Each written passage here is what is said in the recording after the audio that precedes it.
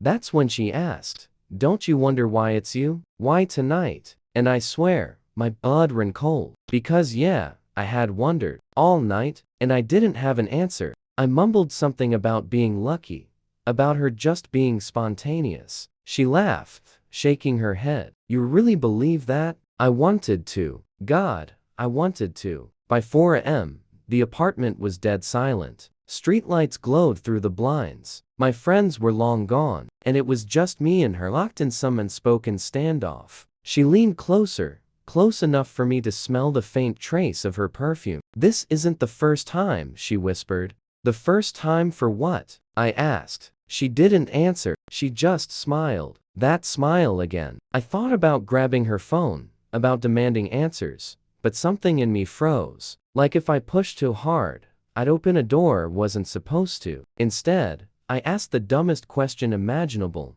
"So, what happens now?" Her eyes lit up, like she'd been waiting for me to ask. "That depends on you," she said. "But trust me, you'll remember this night forever."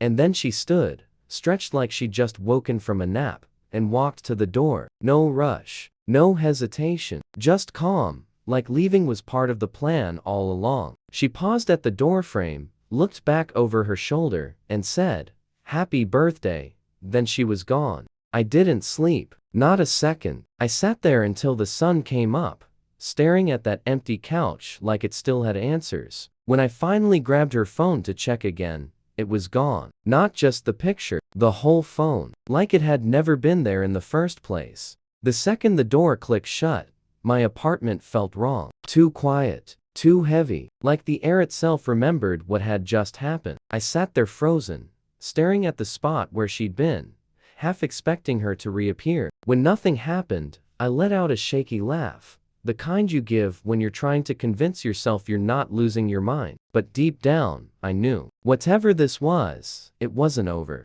By the time the sun was fully up, I was still on the couch, staring at my phone. My messages were blowing up.